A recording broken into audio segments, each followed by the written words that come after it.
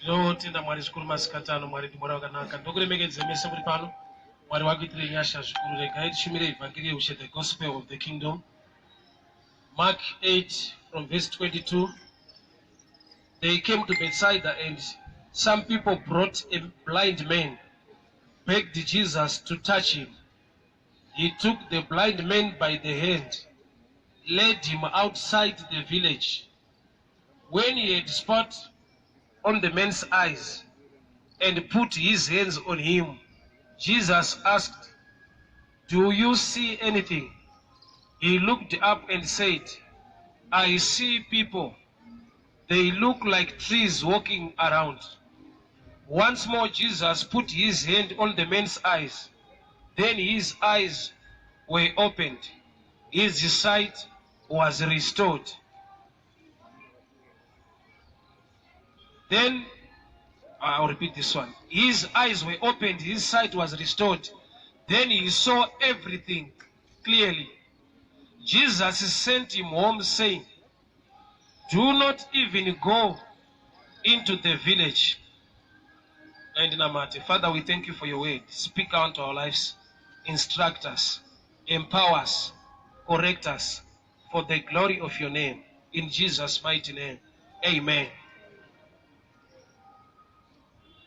Nyaya ndiye murume wakaporeswa naJesu. Chakaitika hama dzake, this man was blind. So hama dzake ndo dzakauya naye kuna Jesu. Hanzi vakauya naye kuti Jesu ambate so that he could touch him. So vauya naye kuna Jesu. Jesu ndokubva abata murume neruoko and he led him out of the village. Vanhu vauya nehama yavo kuna Jesu kuti iporeswe. Jesu ndiye anoporesa zvechokwadi. But Jesu ndokubva aita action yavanga ichiitwa nevanhu vauya nemunhu kuna Jesu. Pavauya naye they were leading to Jesus. But vasvika kuna Jesu, Jesu ndokubva ambata. Just come my brother. Jesu ndokubva ambata ruoko.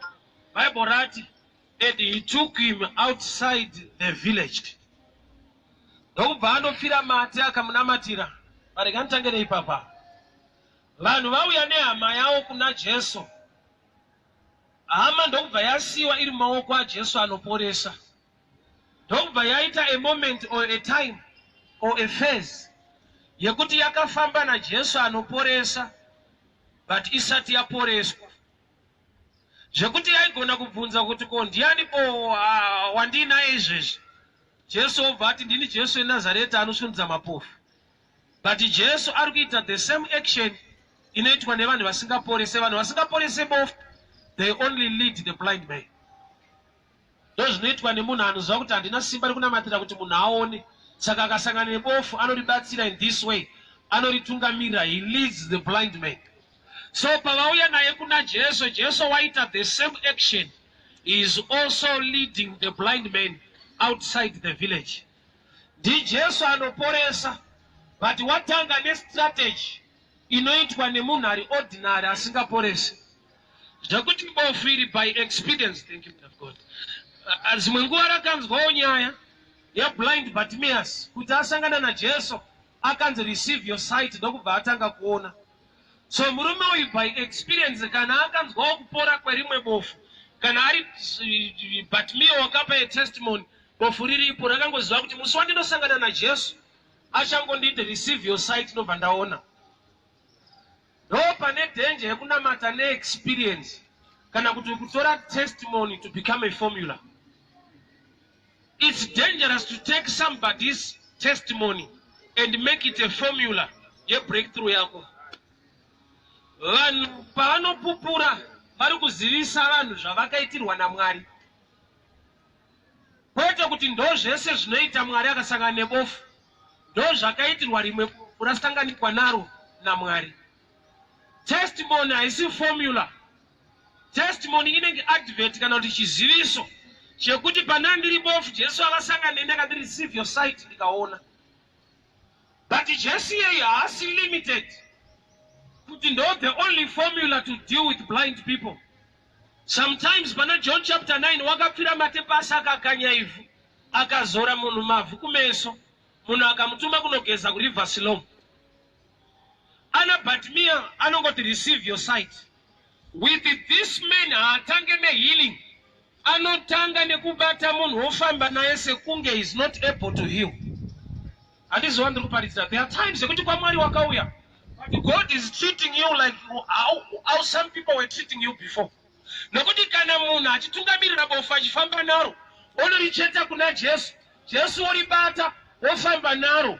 Jesu afanana nevanhu. Zvekuti dzimwe nguva unofunga kuti haasiri. Nokuti wakaudzwa kunzi akatosiyana nemunhu. Iye anongoita zvake saMwari. So this man ari kuleadwa naJesu outside the village. Ini randakanzwa nerandinotenda nderekuti hakuna nzvimbo Mwari asingagone kuita chinhu. Which is true. Anyway, at any time, at any place, God can bless you and change your life. But the statement anyway, chero kwauri Mwari anokukomborera, I have truth, and I will explain why I call it half truth. And nokuti nema that I have truth. Nokuti kana achiita panzvimbo dzese, avatsano vanonorapirwei outside the village, kana iye ari powerful in any village. Which means that there is a mystery concerning the place. Ichokwadi kuti chero nyika yauri ukanamata Mwari anokukomborera. But to me it's half truth.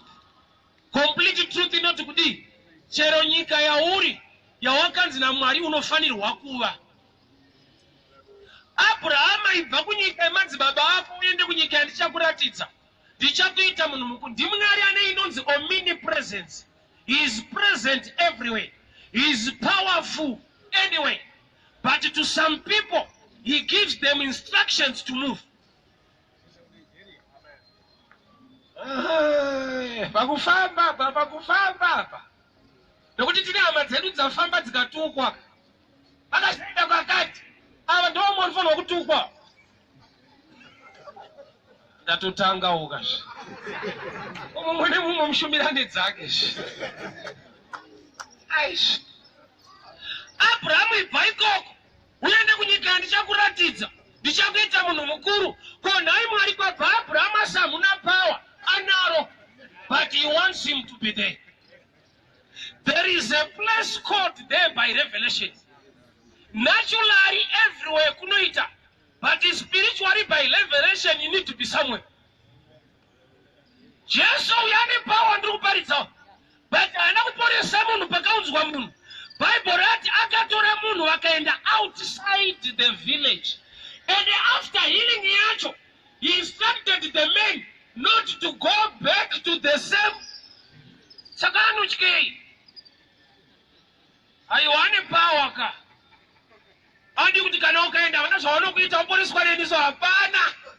Anototi nyangwe ndiri ndichaenda kuporesa. Uko akuendiko. So a place matters most. Lutera in terms of revelation. Naturally you can be anywhere. Spiritually you must be somewhere. Abraham aibva ikoko. Uende kunyika yandichakuratidza. Ndichakuita munhu mukuru. Ko iniite ikunoka mune power inimi kwese. Kuno kumatyei. Hakuna chambotyiwa. Okay. So Jesu wabata munhu ruoko. Vakubuda naye muguta. Zvaitwa naJesu ndo zvaitwa nevamwe vanhu kune murume uyu. Kurati pamwe pacho unofungidzira kuti hauna Mwari. Nokuti sofa Mwari ari kuita newe zvinhu kunge mumwe munhu. Paakabatwa ruoko naJesu achilidwa kubuda muvillage. Ndo zvaaitwa pabva kumbanatsano vake. Vamubata ruoko vakamulidha to Jesus. Saka zviri kuitwa naJesu is the same action. Yaitwa natsano vake paabviswa kumba. He was led by people. And this time is being led by Jesus. And the man is still blind. But with Jesus. Papa ndo pakauresa umwe moyo akatovuka Mwari akanzwa sekunge hapana Mwari. Nokuti akaudzwa kuti nekunzi akasangana newe. Pane chinofanirwa kungodai chodai. But there are times dzekuti akasangana newe unofamba usingaone winaye. Iyo kavhesi. Famba usina kana sendi una Mwari muridzi wevhesi.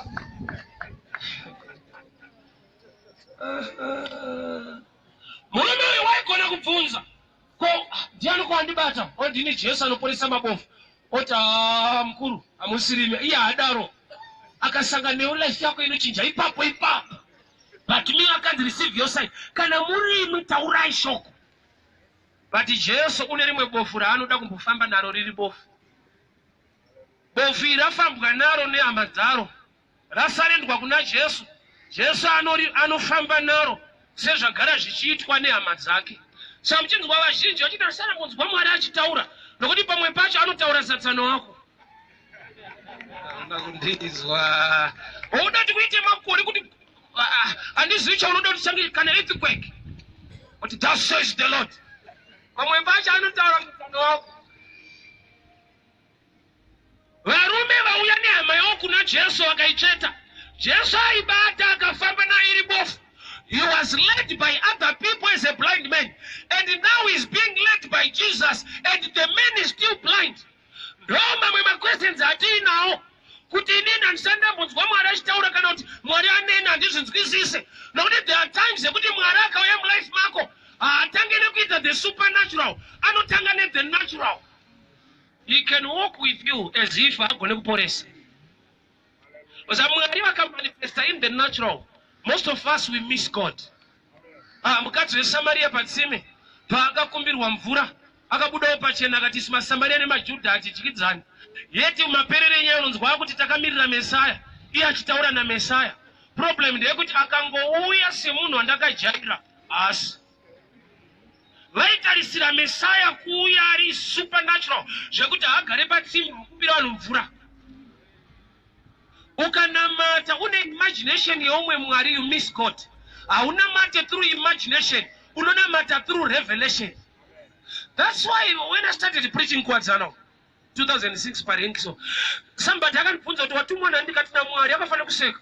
Nokuti ane type ya Mwari asingataure netype yeses. Ane imagine kuti Mwari wacho angataure natsano akuda zvakadaro. Unopinda kuti wesu ukata hapana. Hauita zvechechi futi. Apo uri kuti Mwari una mapfekero una munhu wacho wanzi ati mukuruka aiwa kana mune hama ngatifambe Mwari hatauri zvakadaro. Mwari ari kurambirwa kunzi hataure neni ndiye akataura nedhongi. Balaam prophet akagara padhongi, Mwari vakaripa voice vakaripa speech rikataura. Mwari ndokubva agara pandiri akataura munhu unoti azviite but akarivhura kuti akaishanda nedhongi. Who is better, human being or a donkey?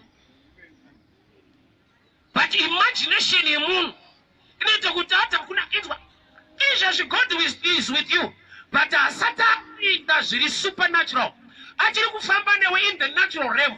That's why uchifungidzira kuti hapana Mwari. Imagine munhu atungamirwa nehama kuna Jesu neroko, asvika kuna Jesu anotungamirwa futi neroko asati apora. Akatobvunza Jesu wacho kuti ndiwani, akanzwa kuti ndi Jesu anotadza anotiitire musha. Handibate semabatiro anoitwa natsano man. Tsano ndo andidhonza. Jesu anoporesa. He never lead you when he's still blind. That phase iriko mukunamata kuti God is with you, but hapana anything supernatural chaunga associate nacho kuti ndina Mwari saka padai ndina Mwari saka zvinhu zvingori cool as if ndiwe wega usati wana Mwari. Murume ari blind paakabatwa ruoko naJesu hapana ndimi dzakataurwa, hapana mirako yakaditwa. Vaifamba naJesu anoshamisa but pasina chishamiso. Jesu neimwe nguva unofamba nevadzidzi vake mubhotiso, no miracle iri kuitika, vakatogara mubhoti. But there will come a time yekuti unogona kufamba hake pamvura. But there are times yekuti he can walk with you in the natural realm, yet is a supernatural God. Jesu anogona kufamba pamvura, pane paaitopinda mubhoti woenda nevadzidzi vake. He can do the supernatural, but sometimes he chose to be in the natural realm with men. Sachinoita kuti ufungidzira kuti hauna Mwari inyaya yekuti une zvishamiso zvawakatarisira, but there are times yekuti his presence unogona kusaiziva nokuti hapana anything supernatural, but he's there. So he was being led by Jesus, mighty Jesus, wekuti akasangana newo zvinochinja, but this man remained a blind man led by Jesus. Phase iyoyo ukairarama sometimes vanhu vanogona kuuya kuti dai una mwari dai patoitika ichange, dai una mwari dai paitika zvishamiso, dai una mwari dai paitika zvadai. Ende mashoko iwayo anokuconvinsa nokuti wakangoudzwa the supernatural God who does not move in the natural dimensions. Abrahamu paakashamirwa naMwari, Mwari haana kuuya saMwari. Vakatouya vari varume vatatu vanodya sadza. Abrahamu akati ndoura mbudzi here, akati ngaibikwe. When God chose to move in the natural, sometimes you miss him. Mwari paakauya kumba kwaAbrahamu haana kuuya an angel with wings. 3 ordinary men vanorova sadza, and one of them was God himself. Achirova kajesti Jehovah wamasimba ose afunga kurova kapoko muteni mako. There are times kuti even today God is with you, but nokuti there is nothing supernatural to associate with, you still think he's not with you. Imagine uri wao murume auone wanza akubata ndi Jesu ari kutofamba newacho kutungamirira. Ndo zvinoitwa natsano wako nabamunini wako izvi, vasina power, vasina anointing, vakasangana neuri bofu anokuti ndari kuyambutse robot. Imagine una Jesu and you are still blind, and you have the right Jesus, but the result is not yet. Ndakanzwa vamwe vachiti akona pasina zvishamiso so hapana Mwari. Get this one. There is a realm when he chose to move in the natural, yet is a supernatural God.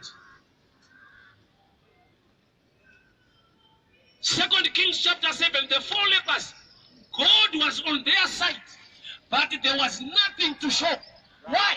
Nokuti zvanzi Mwari akakonzera vaSyria kunzwa noise sekunge kukuya machariots, which means Mwari paakajoina the 4 lepers, he was not with them in the natural.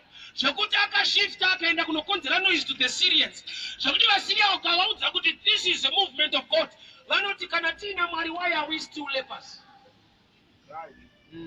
Andariko makwezens akadaro kuti kana ndina Mwari ndatichitambura kudai, kana ndina Mwari ndazvichinetsa manetsero azviri kuita. The 4 lepers were walking very slowly they were walking, and God was on their side. But dai vakanzi nongedzerai chinoprova kuti muna Mwari, there was nothing. Even pavakasvika kukembe vaSyria, they were shocked vaona kusina vanhu. While pachavo ivo vanga vasingazive kuti God is on their side. Amen. But the result yavakanoona ndoyafanirwa kuvashoka kuti how can well-trained soldiers run away from lepers? It's not possible. Kuti uri a leper and a well-trained soldier is running away from you. Zvinoitika beti kana uina Mwari. Kuti uri dofo but une zvaunonongedzera kuti ndezvangu izvi ndezvangu zvinowanikwa neshasha. So the supernatural God sometimes can choose to move in the natural. Jesu akabata munhu ruoko akafamba naye. Tianoporesa but ari kufamba nerufu. Kupora ndokunodiwa nebofi. Ko Jesu masarudzirei kumbofamba nemunhu asingaoni imi muchiziva kuti anoda kuona. That phase is good for God. That phase is not good for a man. Relationship yedu na Mwari isu tine zvatinoda, Mwari ane zvaanoda matiri, isu tine zvatinoda patiri. Iwewe zvauri kuda se breakthrough haisino breakthrough ya Mwari. God wants to sit kugara mauri, iwe uda kugara pasofa kana mupajero. Mwari nhamo yake munhu, nhamo yemunhu zvinhu. Okay, I'll repeat this one. So Jesu paari kufamba nemunhu, munhu akabvunza kuti ndiani andibata, onzi ndini Jesu wamasimba ose. Unoziva here kuti ukasvika paphase patime yekuti waakuziva kuti within 20 minutes or within 1 hour life yangu iri kuchinja, upenyu hwangu unenge total change from begging to become somebody prosperous. Unemwe language yaunodevelopa. Munhu anoziva kuti manje nendane mari dzangu vadvesa, unotanga kutaura mamwe mashoko. Munhu anoziva kuti manje zvinhu zvangu zvinenge zvaita, ane language yaanodevelopa. So unogona kuti akabatwa naJesu, onzwa naJesu kunzi kana unendi so unopora manje. Unzwe muromo wake manje. Aziva kuti zvinofamba manje. anenge akutopromisa. Saka ndozvo zvakaitika futi kwauri. Mwari anewe but anonoka kukupa zvinhu nokuti usati wane zvinhu une muromo unotyisa Mwari wokuti zvangu zvikafamba mumwe anofema, zvangu zvikakuita mumwe munhu anochiona, zvangu zvikaita mumwe munhu anoita mudumbu. Une mapromises ari dangerous. Hauna promise kuti zvangu zvikafamba dzimwe nherera dzinofunda. Hauna promise ingatofadza Mwari kuti zvikafamba ndinogona kuchengeta mwana womukoma akashaya. Une promise kuti zvikafamba mumwe anoita mudumbu. Yet the purpose ya Mwari, you are blessed to become a blessing.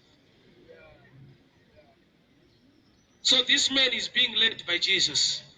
He is still blind, but with Jesus. Jesus is spiritual kana. That's the natural thing a man can do to a blind man. You can easily lead any blind man without prayer, without anointing. That's the simplest and the easiest thing to do to a blind man. Kungombata robo ufamba naye. Jesu afamba ne murume ndokubva abuda muguta. Kwakunomunamatira. Apedza kuita prayer. Zvanzi murume akatarisa mudenga, Jesu ndokumubvunza, uri kuonei? Zvandi ndiri kuona vanhu ngemiti. Dambudziko rake rekusaona rapera. Ataura yega anzi ndiri kuona vanhu kunge miti.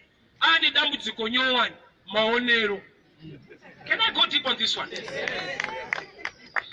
Do you know kuti one ma problems too? Inyaya yekuti wani racho ndo rakaviga rimwe problem rausati wakuziva kuti unaro. Uri munhu anodada problem wakabroka. Ukagarika utaona kuti une dambudziko futi rekudada. So somebody is not hearing me. The challenge you are facing today, that I got the real challenge that is in you.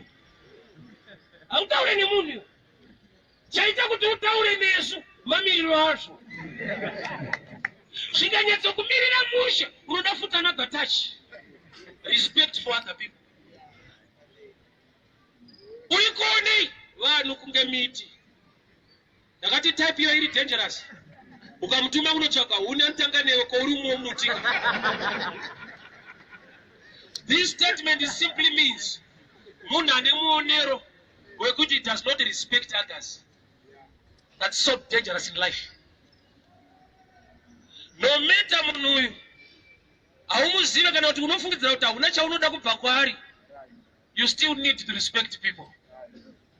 Whether idofa uri shasha, as long he is a human being, and a likeness and image yaMwari, akahide something that you need at a certain point of time. Nhasi ungangoshaya chaunoda maari. Saka uchiona varume tikasangana netwana tudiki twasikana so hatina nyaya nato, but tikazodzoka after 20 years uchaona kuti timu ndoida but yanga iri pastage yanandisingadi. Mukuru atozvitsva hazvidi dhipa izvo.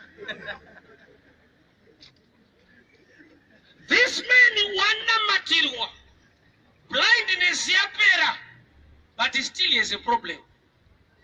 Kuti kune mamwe ma-problems aunogona kungodiscover kuti unawo kana imwe problem yapera pauri. Murume uyu haone ndo problem number 1. Vanamatirwa hanzi uri kuonei vanhu kunge miti. Kuda kuti kusaona kwapera, at least you can see something. But the real problem ari kuona zvinhu zvisirizvo but achiona. Saka uchiona maonero aunoita mukadzi wako andamina mato, unomuona unge chimwe chinhu chisina nebasa rese. Une nguva dzaunomuona semunhu, ndatopedza hapaindidi dhipa. Saka uchiona panguva iyo unonzwisisa. Hapadi dhipa, ungopfuura neino.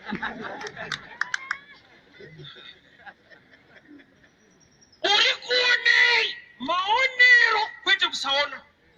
So kusaona ringatova dambudziko kuvanhu, but dambudziko hombe pamberi paMwari kune maonero asina kunaka. Vanhu kunge miti. Miti ndekuvesa moto. Kuda kuti hapana kungopisa. So Jesu ndokubva munamatira zvakare.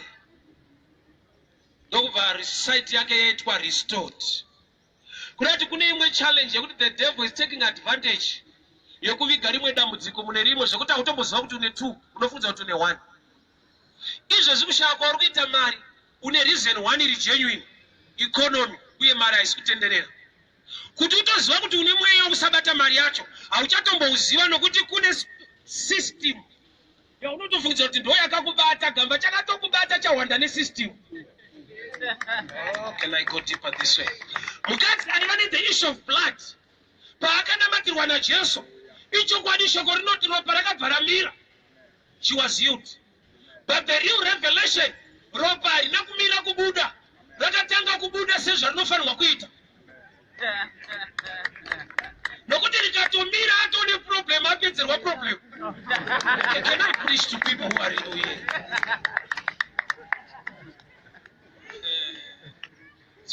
Mamira akaita zvinhu so ndouri kutora seadvantage. Taiwa mari haisi kutenderera. Ndakati statement yo iri right, mari haisi kutenderera. Kusatenderera kwechinhu kunoti chakamira, yakadii kumira pauri. Kunoti mukusatenderera kwayo pane problem. Nokuti kusatendera zvinoti yakamira, ichimira kunani. Inodii kumirawo pauri. Inenge rafu wana asi kunjemwerera mani. Asi unoti yakamirawo pandira ipo. Ndokuti usunungukisa. Ndipo yakamira. Mari haisi kutenderera saka yakamira. Yakadii kumbomira pauri. Kureva kuti kune imwe mweya yechina inotora advantage yesituation zvakuti wega unopedzisa usaziva kuti uri namo 2 unofudza kuti une 1. Kune challenge yauri kufesa today but yakanega the real challenge yairi mauri. So Jesu kumurume uyu wakamunamatira akati uri kuonei zvikanzi vanhu kukamiti ndobva vamunamatira futi sight ndobva yava restored. After blessing, after healing, he was given an instruction which is very strange. Do not go back to the same village. Chatanga kuitika abviswa from that village, aporeswa, and do not go back to the same village. Which means Jesu paatanga kutobvisa munhu ane chaanotisa chiri more dangerous even kumunhu akaropafadzwa ari muenvironment iyoyo. Unoziva kuti level yako nereasoning yako ndo village yandikutaura ndo environment yekuti ukakomborerwa nhasi nemari zhinji unofa. Kusvika mabuda mumweya iwoyo ndokuti Mwari vakupei zvinhu ende kana vakupai havadi kuti mudzokere mumweya iwoyo nokuti sofa chakakusaraunda ndechekuti zvikafamba unofa. Nokuti wakasaraundwa nemindset yejoy, not responsibility to the family. Une zvauri kutofunga kuti zvikangudai sotobva ndadai nevamwe vangu. So Mwari vakada kukuropafadza vanongobata ruoko voti budai mumafese enyu. Nokuti as long blessing ikauya muri muarea yemafese ako aya taona wavigwa. I always tell people the devil haashandise one weapon to attack inozikanwa nevanhu iri popular poverty. He can also trust riches and success to destroy people. Wakaipa hashande nenhamo bedzi kukanganisa vanhu. Saka uchiona kuti mugadheni reEden akashanda neeating kwete starving. Vanhu vakabuda mugadheni vaguta. Haudze nhamo pese pese, pamwe pacho anotokugutisa kuti ubude. Vakabuda mugadheni nokuti vane nzara. Vakabuda nokuti raparidzwa naPastor Snake rinogutsa. Satani paakapinda munyoko wakaparidza deliverance isiri deliverance, akauya kuzorerutsira vanhu kuti ndakudzvanyirirwa. So vakanzi musadya kubatirirwa. Anototya Mwari kuti mukadya munofanana. Advert yake pamuti haisi kuti mukadya munobuda. Wese ada kurasisa vanhu havatauri zvinorasisa. Munotozodiscover marasika kuti takarasiswa. Amboti ndiri kutaura muchapesana naMwari hamuna mati. Anoti ndiri kutaura ndo chairo. Budai kweso kumatsotsi uyai pashoko chairo. Motozoona kuti chairo tabuda futi naro. Hama dzangu chine manutrients chinovaka muviri chii-40 kana kuti mukaka. Kaka pachinonyanyotengwa chii? Kuna akaigona kuitsanangura. advert yechinhu chese haitaure zviri negative. Hear me very well. Success yakavigwa naMwari mulife mako ine chekuita neenvironment. Environment yandikutaura imindset. The way you think, it becomes an environment. How powerful the environment is. Ukatora no matter seed mbeu yechibage yakanzi early maturity inokasika kuibva ukaikanda pa concrete apo inogona kuita 6 years kana kuora iripo. Hazvina kuti zvakunzi early maturity kunyepa. Zvine chekuita neenvironment kana iri conducive for the seed to germinate. Environment yako is the word that dwells in you. Shoko la Mwari likapinda mauri rine chekuita nerakapinda mauri. Somebody is not hearing me. Shoko langu rinoti, you just come. I always do this. Faith comes by hearing. Romans 10:17. And hearing by the word of God. Faith comes by hearing.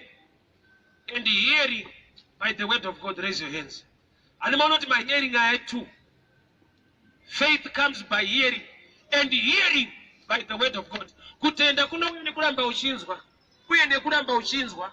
Shoko la Mwari. Which means the word that is in you. Dori no dila ne word rapinda mauri today. Kana leo muraka resist rine doctrine anti chamwari chataurwa. Azviti kuti uve ne faith. You become rebel. Why? Nokuti already the word in you rinopa a room to the word that is coming today. Kana usingatendera uya nhasi nekuda kwekuti mauri makadyarwa rekusatenda, how develop a faith. So faith haisi panyaya yekuti raparidzwa iri warinzwa. No. Randaparidza ukarinzwa uite faith, unoita understanding. Chino create a faith is the word of God in you. Inokupa manzwiro. Explain in example. Mashoko anonzi madimikira. Mashoko anogona kunzwa nemunhu ati kurei. Shona inoti akuruma nzeve ndewako. Ukaudza mukuru anoziva kuti akupa zano ndewako. Ukaenda kumfana asati akuziva chinhu kuti akuruma nzeve ndewako. Anoswera akurumo. But chirikuita kuti arumwe anzwa zvandataura kuti akuruma ndowako. Saka anongotsvaka kuti uri wangu rimboruma. Kureva kuti rataurwa ndoro ari kuekita naro. But handiro chairo. Anofanira kuekita nekuziva kuti zvinorevei. Saka kuziva kuti zvinorevei zvine chekuita nematurity more than hearing. Amen. Zera rako ndino create a level of understanding. Saka uchiona pamwe pacho kuswera muchiita nharo kana kuseru hazvina nyaya. Nokuti zera remunhu rinoita kuti chiri wrong chiite correct. Kusvika akura ndo panoziva kuti chiri wrong. Do you understand? Okay, I'll give you another one. Ndakaona vafana 3 vaifamba pamberi pangu. I love this one. 2 vachitotaura kuti mabhebha ayasipakwa nesu. Mangwana tiri kudzokera. Kadiki kacho kakati hapana kwatoenda ndezvenyu izvi. Mandiri ndikazwa sekunge kadiki akanozvibata. Akanozvimanga-manga. Mweya muchena ndokubva minista kwandiri. Zvikanzi aka akasi kuzvibata. Kakatobatwa neeji akana feeling. Kureva kuti zera rinoita kuti respond as if you are good when you are still paid. It's a matter of time kakakura akautaona kuti ndoreza.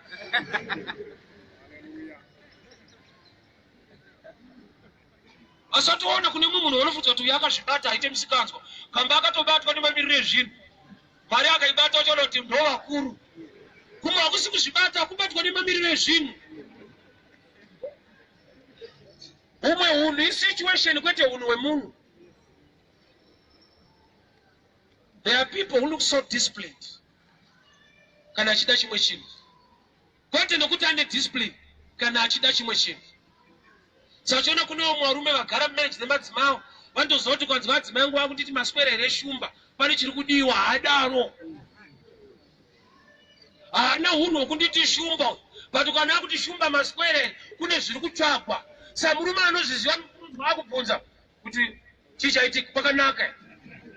Hamboti taswera anoti kwakanaka here. Anoziva kuti type yako haiswerese munhu. Inosweresa kana yebroker.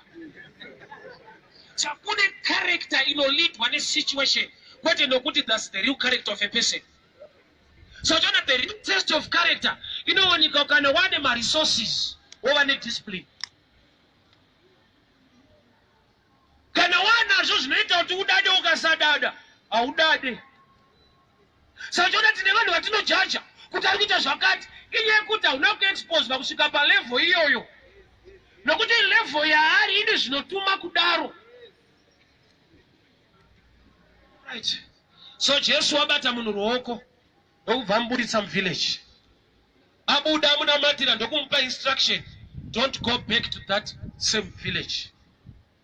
Ichokwadi ndoko wabva, but kana wasangana naJesu haufanirwi kudzoka ikoko. Kwawabva isi nyaya, wawasangana naye akakupa instruction ukadzokereko kudopa waita error. Jesu amuwanira kupi munhu uyu? Mu-wrong village. Akamuporesera outside. Akamuipa instruction, don't go back to the same village. Village hiyo inometa ine ma-friends. Village hiyo inometa akaijaira anoida.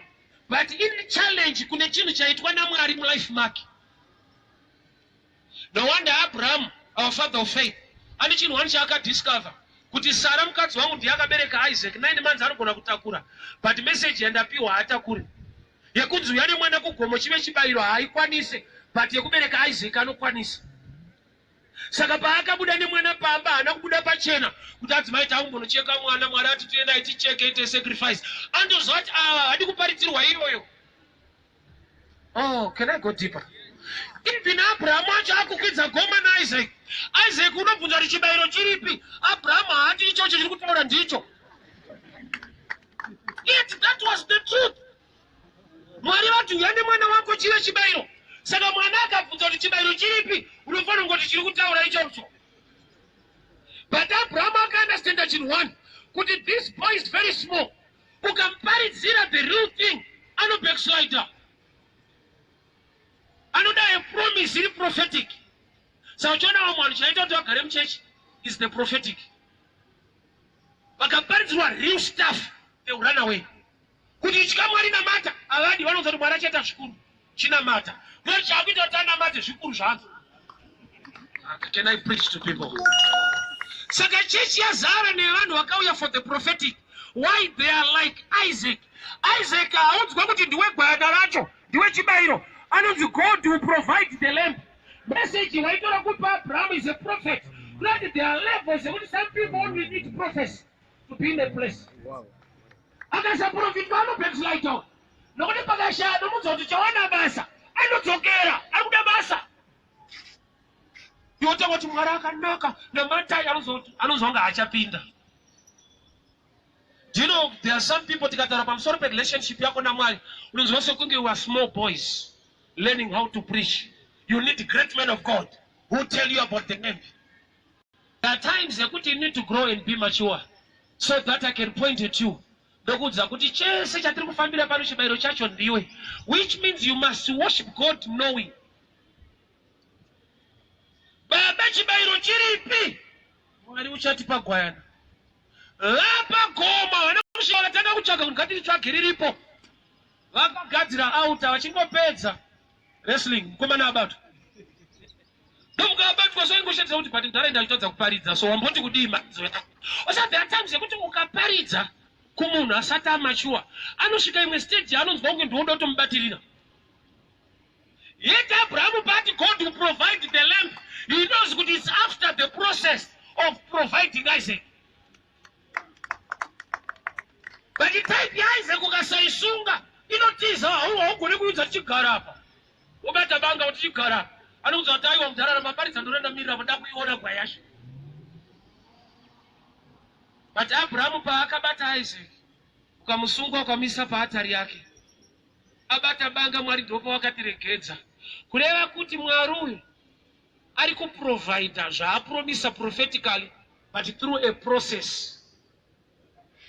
Avana kuti vasvika pagomonzi katitsvake Mwari hainyepa hameno pariri gwaipa papa hauriona ukaritsvaka unorioneswa usina kutsvaka kana waita zvaanoda. Saka uchiona une zvinhu zvauri kutsvaka enda usi kuzviwana nokuti chawaifanirwa kutsvaka ishoko rake kuti uriite. Kana wariita ucharatidzwa kwete kutsvaka. Abraham haana kunzi naMwari wabata banga regedza tsvaka akandisimudza meso ako ndokubva aona kureva kuti gwayana racho hauritsvake ende hauribate nokuti Bible noti ranga rakatobatwa. Can I shock you? Zvinhu zvako zvakatobatwa, but iwo ndosikuda kubata zvake. Nokuti zvake ndiAisaac ukabata, uchaona kuti achakuratidza zvako zvakabatwawo. That's why I love the prophetic life ya Abraham. Anzu yakugomo na Mwari, wakatakura huni.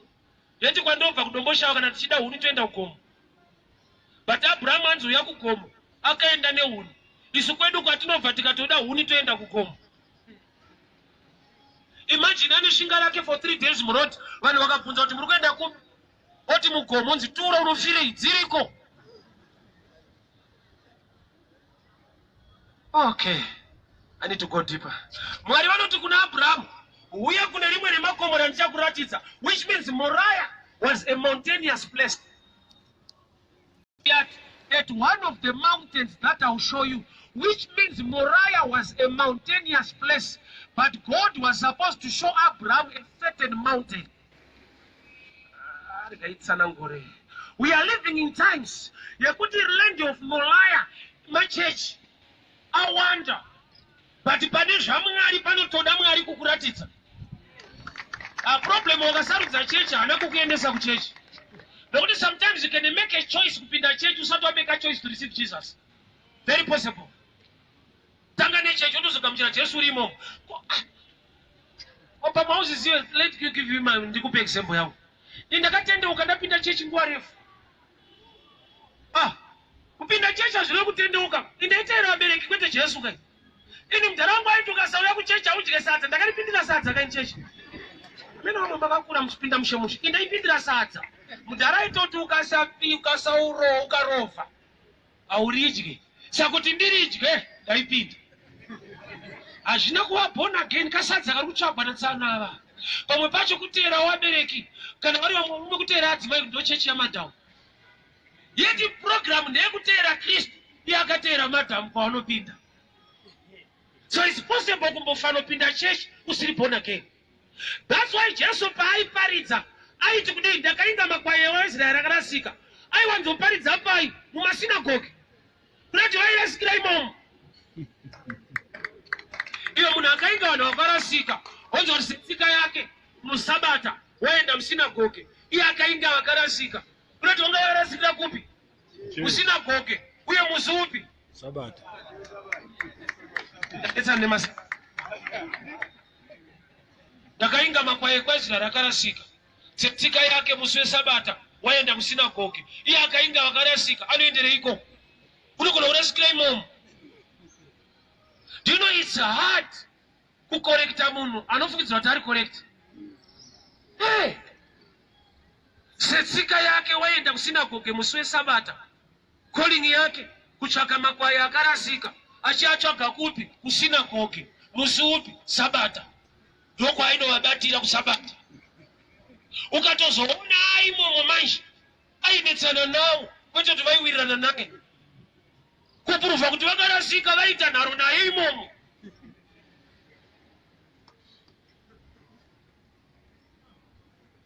That raari kuvatsvaka neresabata. Okay, I need to go deeper. Yeah. Mark 16. Vakadzi vakaunganidza zvinonhuhwira mafuta vachida kunozora mutumbi waJesu Sunday morning. Vakasvika amuka. Jesu haana kumirira mafuta akamuka. Why? Nokuti mafuta akanga apiwa kudhara nemumwe mukadzi anonzi Chifeve. Ukamutsvaga uchisiya shoko rake pasaidha umuwane. Iye neshoko rake vamwe chete. In the beginning was the word. The word was with God. Kunati iye paiparidza aiti kuti nezuva retatu ndichamuka. Saka akapinda muguva Friday, Saturday, Sunday anofanira kudini? Saka kana akati nezuva retatu ndichamuka, imi moronga nezuva retatu kunomuona. Kureva kuti makatadza kubata zvaanotaura. Ende chakutadzisai kuti mumubate. Inyaya kuti Saturday hamuna kuuya nokuti isabata. Saka pamwe pacho Sabata ukaribata umubate muridzi waro. Saka uchiona pese paunoparidza unotaura Saturday kwete Jesu nokuti hausati wamubata. Wakabata zuva.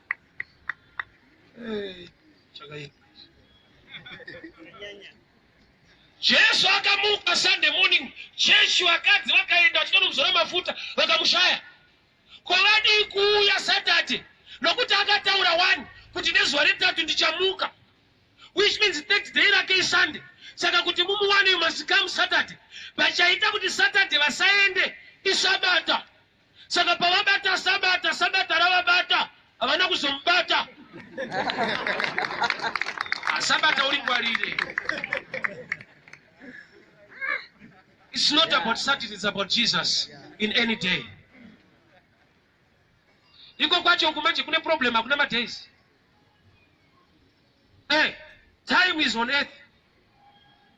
Iko hakuna ma days hakuna time. Time is an earthly thing.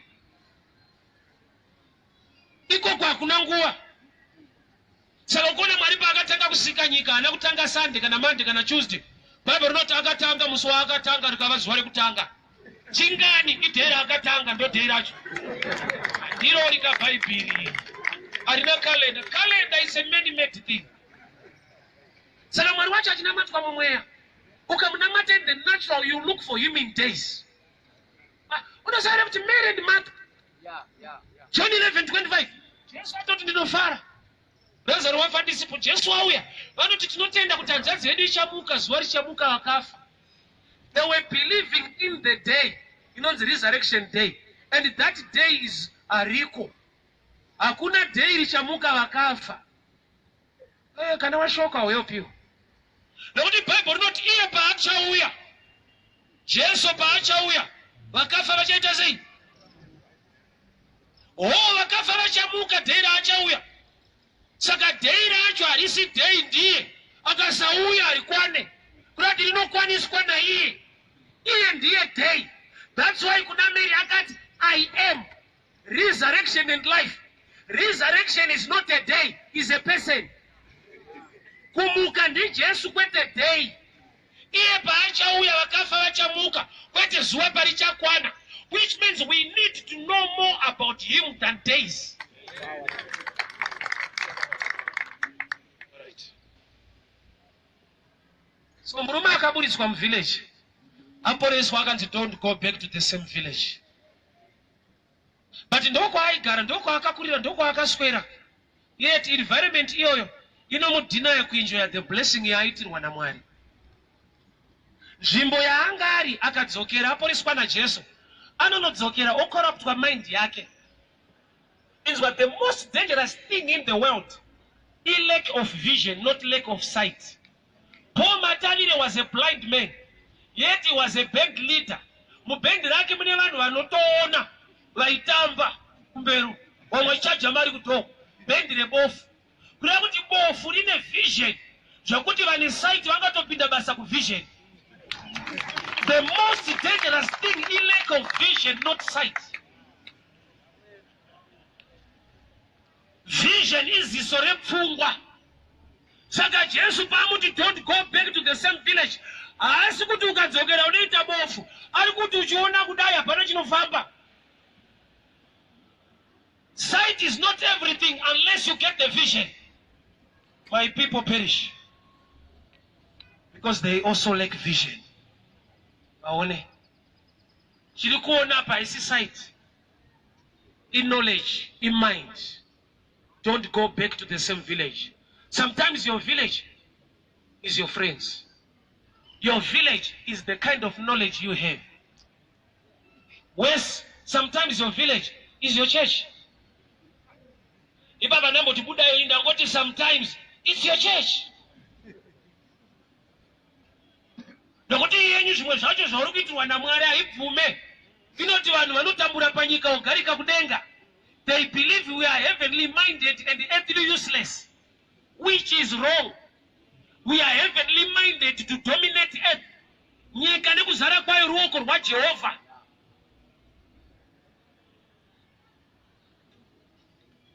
But murombo akapinda denga. Ari pachipfuwa chababa Abrahama. Ngatonzwa kuti Abrahama anga ariko futi. Verenga Genesis 12. Abraham was rich in silver and cattle. Kwete dzepamweya mombe dzinofura. Genesis 13 vakatonetsana naLoti mombe dzawandisa kwete mweya kwete ndini mombe. Yenda nemombe hoba ari kuti shamwari yaMwari. Yoda kuita shamwari usina mombe. Because Job akatambura but akaramba aina Mwari. ukaverenga magumo enyaya yaJobhu akapiwa zvinhu. Jobhu waunoda iwewe ndiye anokwenya ari pakati, anotanga asingakwenye okwenya oregera. Inda uchida Jobhu wepakati.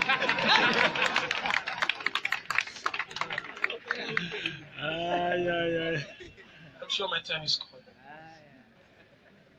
Sometimes the village is the type of friends surrounding you, and also the church. John chapter 5, murume simuti wapa Bethsaida akanzi naJesu carry your mat, akubuda apora akanzi nevanhu vatakurira imate. The most dangerous people were church folks, vasingade kuti aite zvataurwa naJesu anomuporesa. Thank God for this man. Haana kudzokera muvillage, haana kudzokera chirudzi, akati andiporesa ndiati takura, saka ndinotorera vanoporesa. Saka pamwe pacho unofanira kuita stubborn kana mwari achinja life yako. Andiporesa ndiati takura, imimi mukanditisiya ndiporesa indiri vhese, vandine makore ndisingaone ndichikuteererai. Uyu kana ndakuona kanditi takura, I'm sorry, ndotakura because ndodawo kuona. So the village of this man was the type of church I attended. Baba namboti buda yenyu nangoti wega unofanira kunzvera kuti yedu haisi village inenge inoramba zvinoitwa naMwari. Yedu hazviite zvishamiso, inongotaura shoko chete. If you believe, signs and wonders will follow you. Some are prophets, some are evangelists, some are teachers. Yedu haiprofite. That's a dangerous village. According to the scriptures, some are prophets, some are evangelists, some are teachers. In the kingdom of God, kuna inonzi fivefold ministry. Mukangoda form of visa one, that's a wrong village. It kills you. Not the prophecy edifies the church, does not kill the church. It edifies, inosimbisa, kwete kupaza. Zvekuti munhu aporeswa vanhu vavo panyika unongofawo so unoenda kudenga. Jesus was anointed to heal. Ukaona inoramba healing, it's a matter yekuti ma leaders ako they are not sick.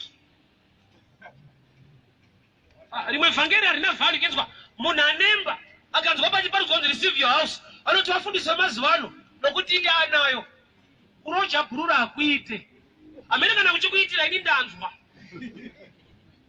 Wasa kana uri rocha pakangoitika kana mess ku toilet ndiwe. You're wrong. Kurocha hakuite but vhangeri newacho ari kuti kupanzi kwake dzimba harisi vhangeri anayo kupuruva kuti akatoipiwa naMwari unonzwa achipupura Mwari vakatitira nyasha. Nemba yangu kuzengeza ko Mwari handi ndiye wazuro nhasi namangwana toda kuti aite nyasha ape uyu kuruwa ko seire kuti uyu aite imba Satani but kuti uwe nemba ndiMwari. That's blasphemy. That's the wrong village. Atidi vanhu vanopretenda mari yakaipa iwe unayo. Unofanira kuburisa rimwe muchirasa sokuti izvi ndezvepasi rino hatina basa nazvo takaenda kumusha chaona type inonhonga iyi inozoziva kuti wakadhipa. And let's be real. Healing yekudi kuporesana kwekudi vakuru mukaita cancer muchada healing ofu ndori noisa value pavhangeri rekunzi receive your sight. Anoona anzonzwa sekunge haugone kuparidza ukati receive your sight. Asati wanzwa mwe achicomplain kuti akabata mic anongoti out right now nokuti wawo una chinofanirwa kubuda saka harisi vhangeri. Baba vane zviri kuburiswa unonzwa kuti Mwari maita henyu kugara nedhimoni tsana akuite. Kundwa nenguruve madhimoni akabuda muna rigeri paakapinda munguruve, nguruve yakafunga suicide kwete deliverance. Nyazononzva ndipinda zvikufa kuri better. My time is gone. We can raise our hands. Father, we thank you for your word, your grace and your favor. Show us the right place to be. Kana makaraira kuti don't go back to the same village. Sometimes the remain environment hinder the blessing and the favor of God in our lives. Taurai muupenyu wedu Mwari. Tell us where to go. Kana makati kuna Abrahamu ibva iko kuenda uko. You are the same yesterday, today and forever. Speak into our lives. We must move according to your word. Mwari taurai shoko renyu kuupenyu wedu tigone kufamba. Ruti paakafamba wakanoroorwa naBhoazi, waifanirwa kufamba kuti usangane naBhoazi. Wese unofanirwa kufamba. Give him the grace and the favor. Joseph mampa chiroto. The last thing chaifanirwa kuita is to move towards Egypt. Wese ane great vision. Muudze iko kuenda nezvekuita. We thank you for your word in the name of Jesus. Amen. God bless you, Mwari wakuitire nyasha. This Friday.